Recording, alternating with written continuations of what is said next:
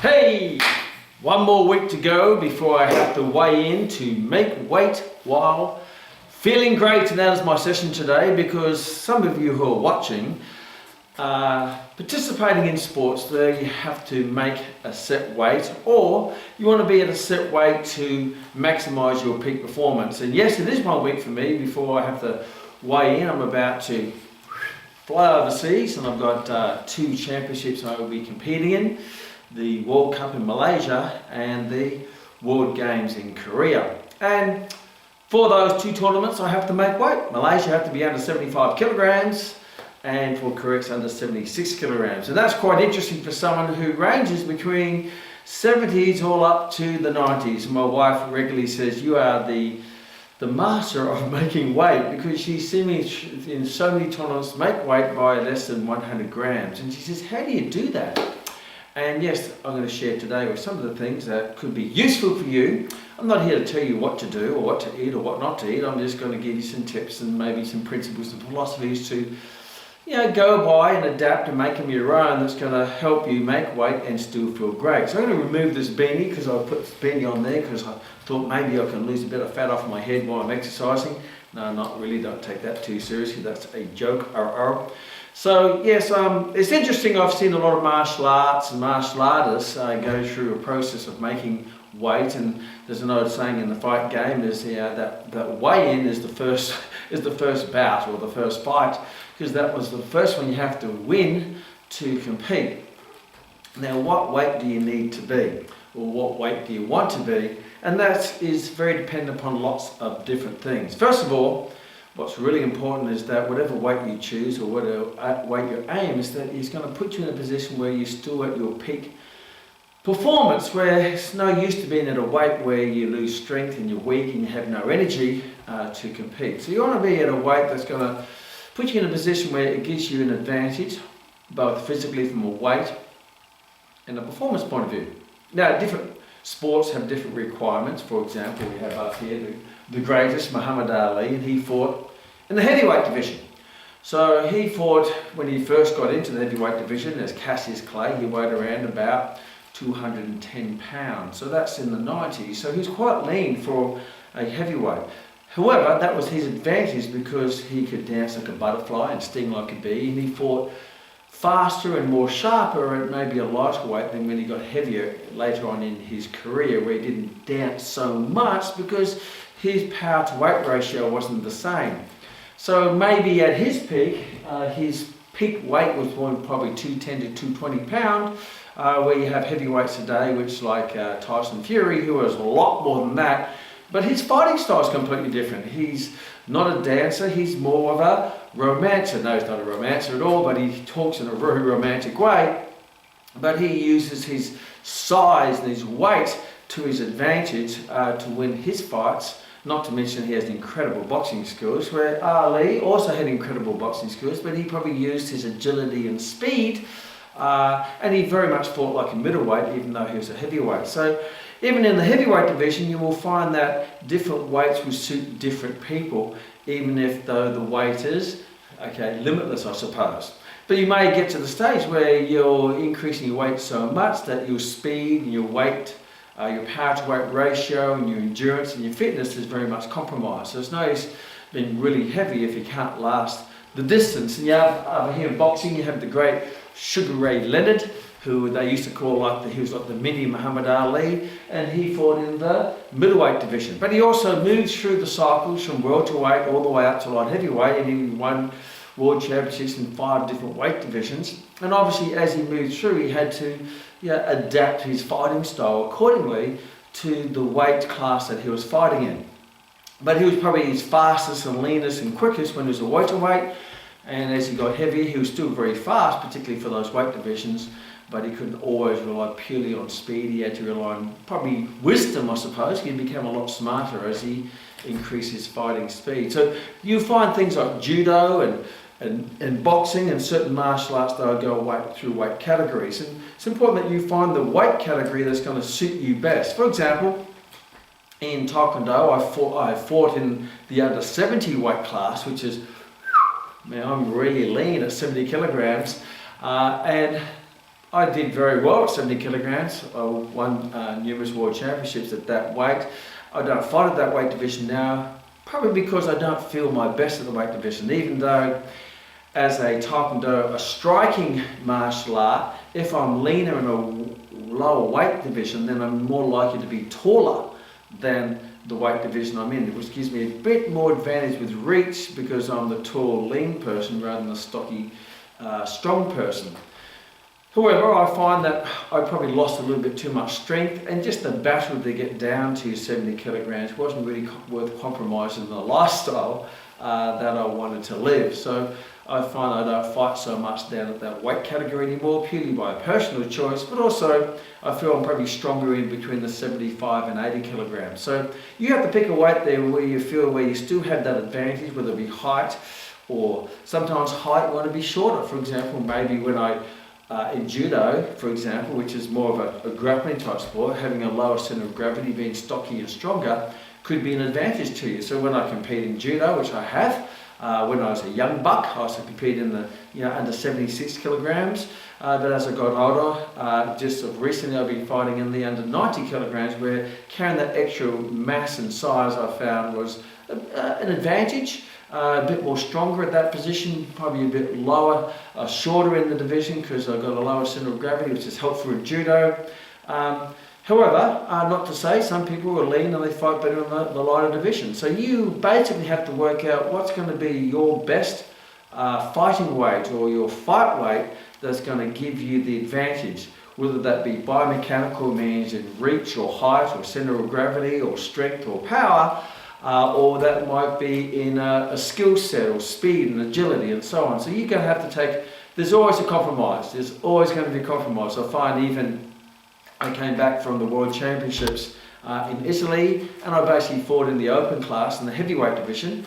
So I was up against bigger guys, but I found personally that was an advantage because A, they're bigger means they're bigger targets for me to punch and kick.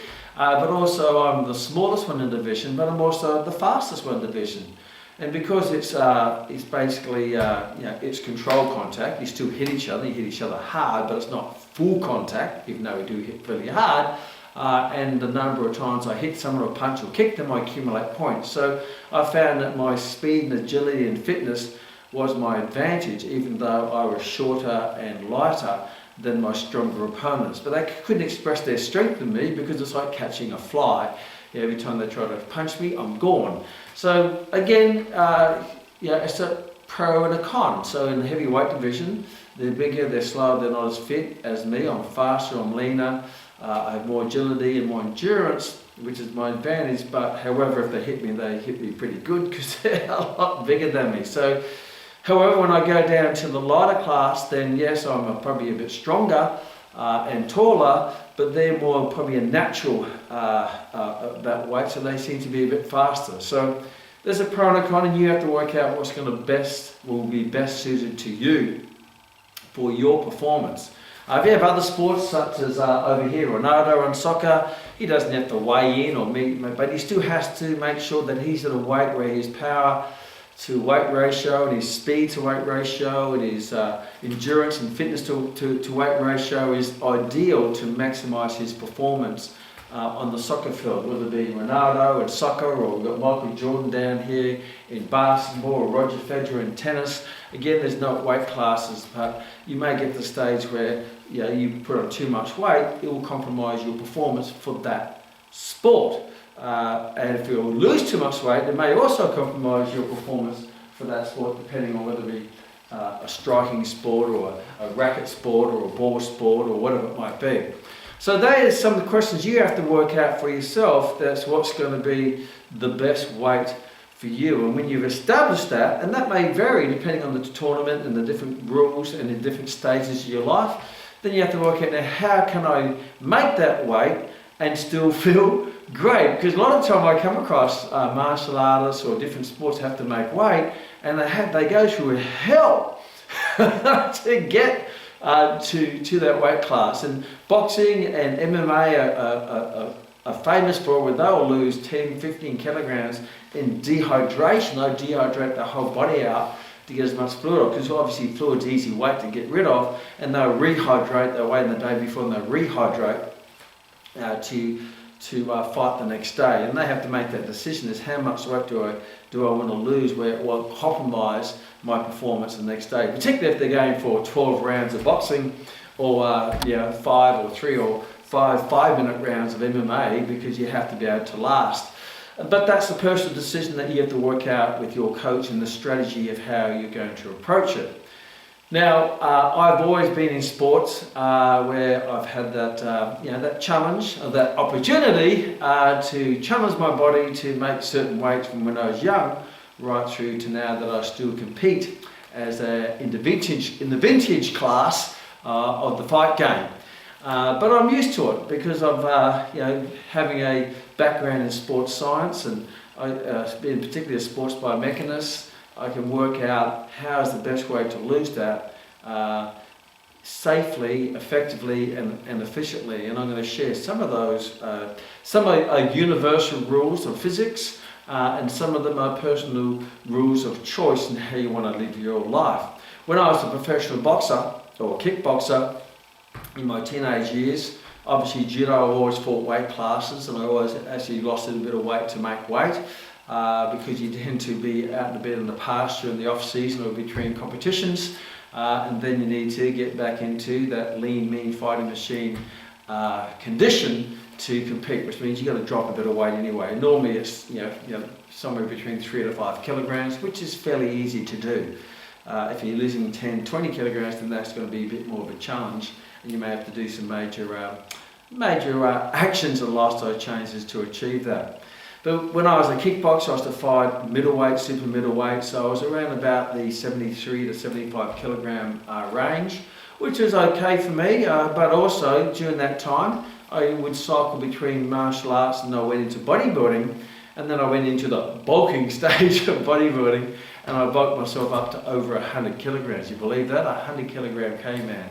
So I went over 100 kilograms. I didn't compete at 100 kilograms, but I bulked up to 100 kilograms. So after I had that little phase in my life of bodybuilding just to experience it, I never was a serious bodybuilder. I never wanted to take it anywhere. I just wanted to experience the journey and the process of bulking up, trimming down, getting down to 5 or 4.5% body fat. I just wanted to experience that, being an exercise professional where I trained lots of different athletes, some of them including bodybuilders in the younger days.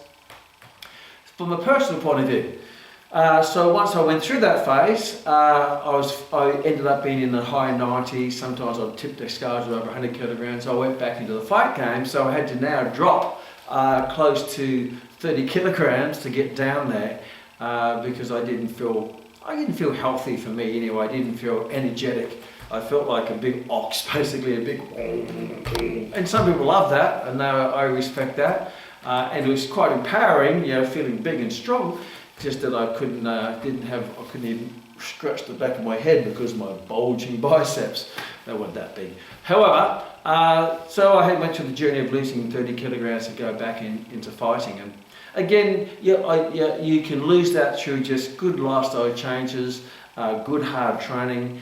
Training for your body will tend to adapt to training for that particular sport. It tend to adapt itself through those physiological changes depending on your training, because your body will condition itself and remake itself specific to the training that you put upon it. So how do you do that? Now, during the COVID times where we were all in the COVID pasture, a lot of people put a lot of weight on during the COVID period, or you locked down and couldn't do anything. Obviously there was a lot of competitions we weren't on, so I still trained and I still competed on some online competitions, which is really cool, but I didn't necessarily have to be down to that 75 kilogram fight weight. So I sort of grew up to being a bit more of a heavyweight weight class, and popped out the other end around about just over 90 kilograms. So even since then to now, I've had to drop around about 20 kilograms through that process. So I'm going to take you through some principles that you may find useful for you. You can take them and adapt them or disregard them, is completely up to you, without compromising your life and without turning into an extremist.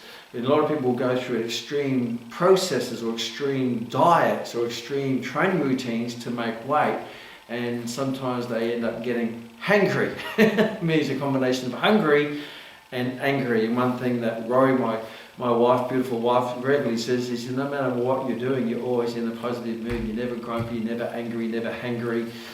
You're always the same. And that's because I don't want to compromise how I feel to achieve what I want to achieve. I want to enjoy the process. When I do train, not that I do very often, when I do train some bodybuilders in the past, I will say to them, you can do this two ways. You can do this the hard way, or you can do this the fun way. The hard way is going through all those extreme processes that are culturally embedded into the bodybuilding scene. And with any sport, there will be a cultured embedded processes that people, well, this is how we've always done it. Doesn't mean you have to keep doing it that way, particularly if that doesn't make any sense. And I say you can go to that way, or you can use a bit of science, a bit of common sense and lifestyle changes to achieve the same outcome without having to do some of these extreme type of diets or actions or training routines. So I'm going to share with you some principles that could be useful, and if I share anything, the main thing is to think for yourself. Don't get other people thinking for you. Though it's certainly to take advice from everyone, but you use what is useful and get rid of what is useless and adapt it to your own unique style and life and how you want to do things. So I guess in the process of doing that, there's some things that I could possibly suggest. Just recently dropped around about 20 kilograms to get down to 75 kilograms. And at the moment I'm not 75 kilograms, I'm probably just under the 80, which means the last few kilograms I'll simply just dehydrate myself. So the last couple of days I won't drink very much, I'll sweat a bit out, but I'm not going to go through that extreme dehydration where it compromises my physical health or my energy levels. But I always tend to drop 2, 3, maybe 4. One time I had to drop about 8 kilograms in a week. That's another story of why that happened, but it was a little surprise. They changed the weight division on me and I realised I had to lose a lot more than I had to. And I could have gone into the heavyweight division, but I thought, what the hell, I challenged myself to lose 8 kilograms in 1 week. And I did that. I will do that again because I find I just found at the end it was a little bit too hard those last couple of days. So pick your weight, and ideally, in the long term, you don't want to go too far away from that weight if you're regularly competing. I'd say don't try to go much more than 10% above your fight weight. So if your fight weight is 80 kilograms, make sure you don't get too much beyond 88 kilograms. That's a 10%, because that way you can draw that back. You can probably achieve that quite comfortably in about 1 month of preparation leading into the competition. But sometimes it gets beyond us, and that's okay. We need to pull it back in. So let's have a look at what weight, and you have to make sure is that weight going to be the best weight for you to compete at your maximal performance, to maximize your chances of success. And then you say, okay, how can I make that? How much lead-in time do I need to get from where I am to that weight division? Now, it varies. I always say a good kilogram a week is a comfortable amount of weight to lose per week. And that's using basic physics. 1 kilogram of fat has 9,000 calories. So creating a deficit of 9,000 calories, which is around about 1,500 calories per day deficit, means you're burning off more than 1,500 calories than you're putting in. And you're already training, so you're burning a fair bit of energy through the training, and here you make some modifications in your energy intake, which is your diet. You can accomplish that and still having good energy for training, and without going too much into a deficit where you're really compromising your energy levels, where you're really running on an empty tank of gas or petrol. So a kilogram a week, sometimes it may go up to 1.5 kilograms. I know I've been around 1.5 kilograms I can achieve comfortably, but to be more conscious. 1 kilogram is quite comfortable. Anything less than that, if you've got more time, then you can do less than that, and that's fine. You just need a greater lead-in time, and maybe take into account that you may lose a couple or 3 kilograms or so in fluid in that last day or so. And some people, like the boxers, they really maximise that fluid loss, and they have their own reasons for that. I might go too much into that, and they can justify them through the processes. So let's have a look at some simple steps that you can do. So number 1, find your ideal weight that's going to maximize performance. Number 2, work out how much weight you need to lose per week to achieve that, and how much lead-in time that you need to achieve that. And that way you're sort of planning it out and go, okay, so if I lose 1 kilogram a week and I need to lose 8 kilograms, I need probably 8 weeks. And maybe 6 weeks I lose, maybe I'll lose 6 kilograms in that 8 weeks, and I lose 2 kilograms for fluid. And I just drop that easy the night before by not drinking very much. And then I should easily be able to make that weight for the next day, depending on how much fluid your body retains, without doing anything extreme. When you've worked it out, then you've worked out the deficit you have to make, and then obviously to lose weight, the law of physics is that energy cannot be created or destroyed, it can only change its form, and calories in versus calories out will equal outcomes. So you have more calories in versus calories out, you'll put on weight, and if you have less calories in than calories out, you will lose weight. And that's basically the law of physics. And you can deny that, and that's your choice, but being a scientist, then that is just the way it is, you know. It comes down to calories, it comes down to, without being a crazy calorie counter, which I'm not, I never count calories. Maybe once I've counted calories in the bodybuilding phase of my life, but up until I just use basically food volumes of food amounts and adapt to those amounts accordingly. So you have to understand you have to burn off more than what you put in, and the greater the gap between what you put in versus burn off is going to be the greater loss that you're going to achieve. But you want to make sure that if that gap is too big between how much you burn off and put in, means you're not putting much in, which means you're probably starving yourself, and you're not getting good nutrition, you're not getting good energy, you're not getting good vitamins and minerals, so you may be compromising your health and your energy and your performance. On the other hand, if you're really burning a massive amount off, it probably means you might be overtraining, you're just doing too much.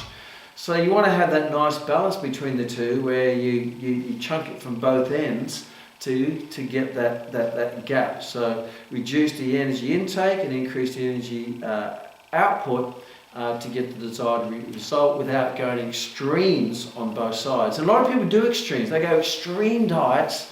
And what's an extreme diet? One of those extreme diets where it's almost religious, it's a cult type diet where you can't have this and you have to have this, and you can only eat this particular day, and you have to weigh your food, and it's just really, really extreme. And how do you know if someone's on an extreme diet?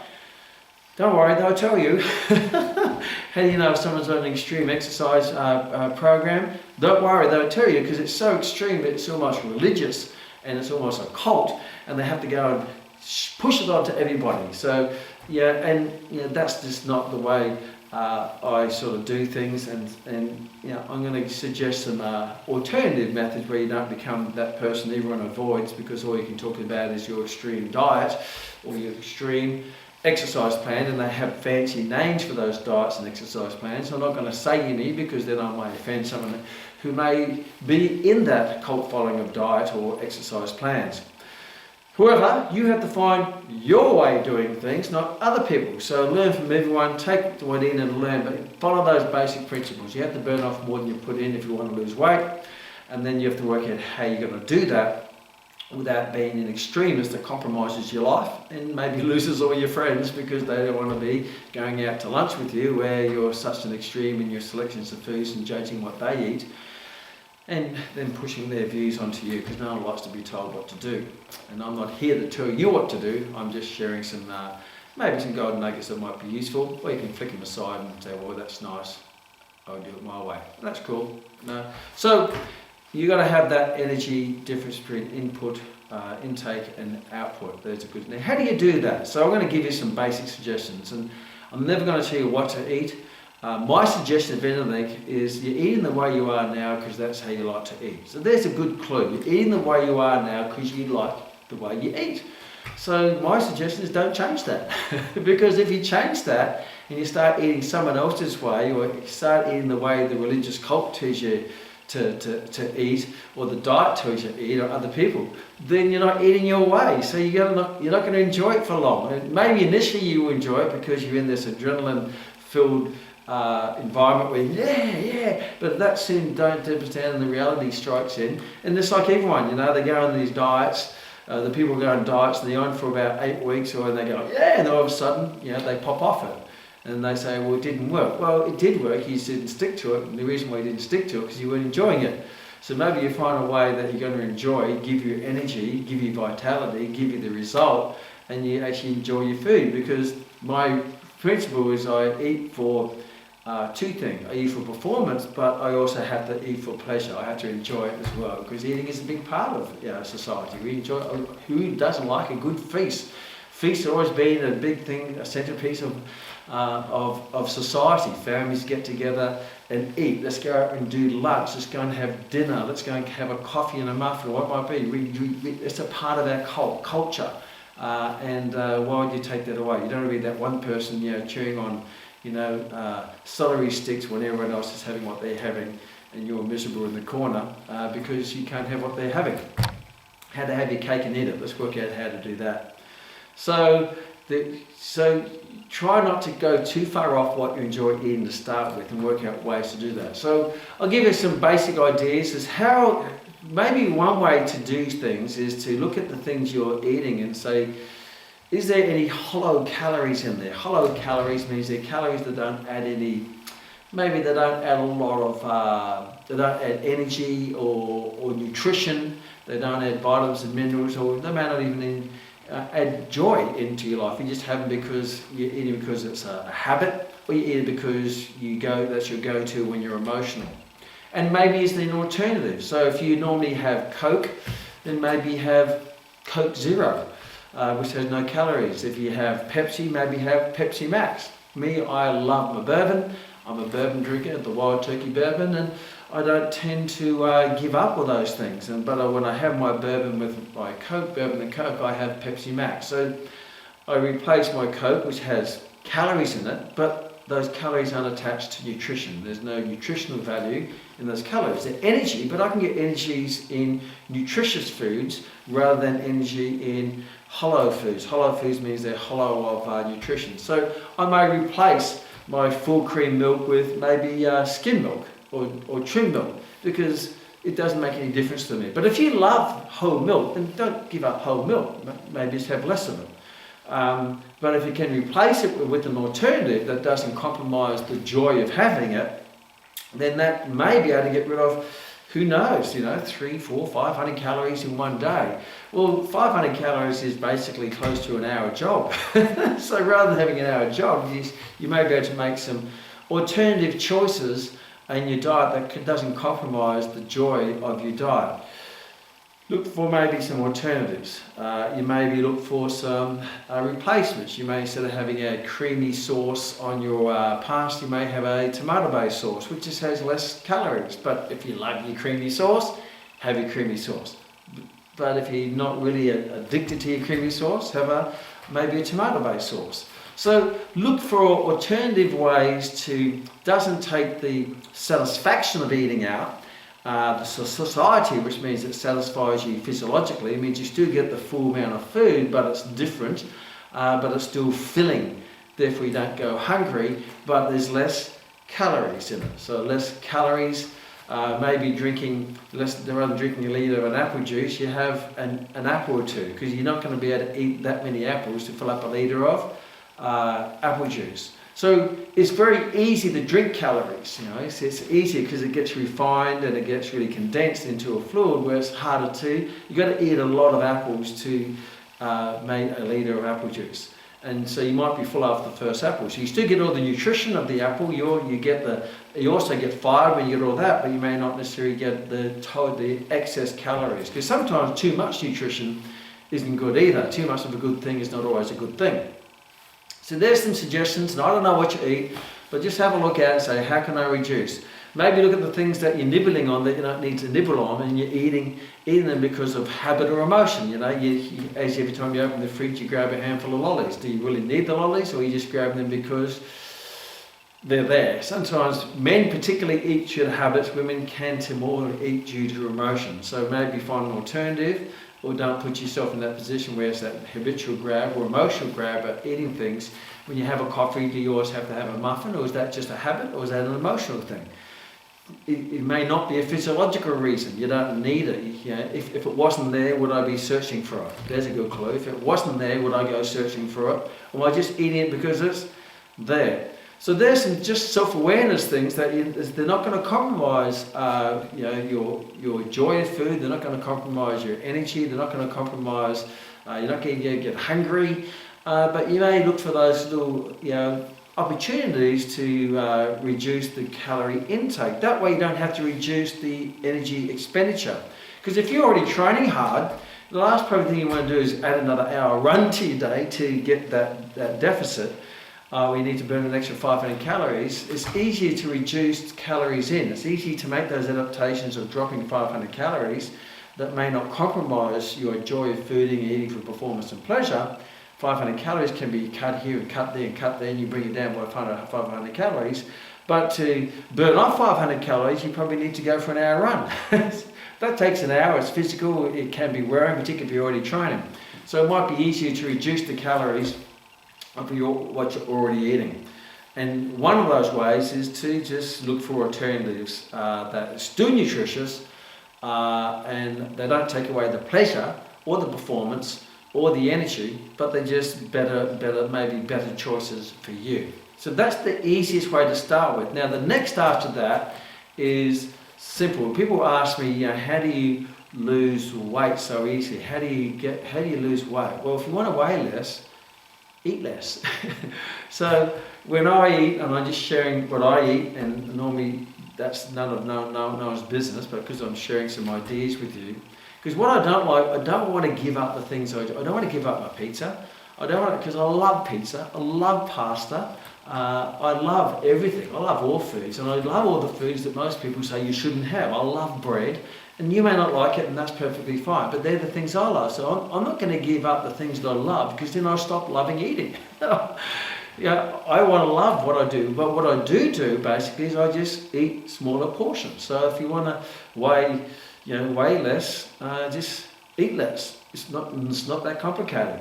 So when I eat with my wife, so we still have all the same meals, but she's not having her pizza and a bit of pasta, and I'm over here eating herbal something that grows in the grass or something, and munching away. I prepare the same meals because I do most of the cooking in the house, but I just give myself a smaller serving rather than having a big plate. I have a small plate.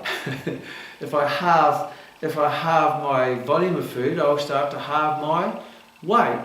That way I still enjoy it. So I still enjoy the joys of eating the foods that I love, but I just eat less. And eat less, whether it be in every portion throughout the day.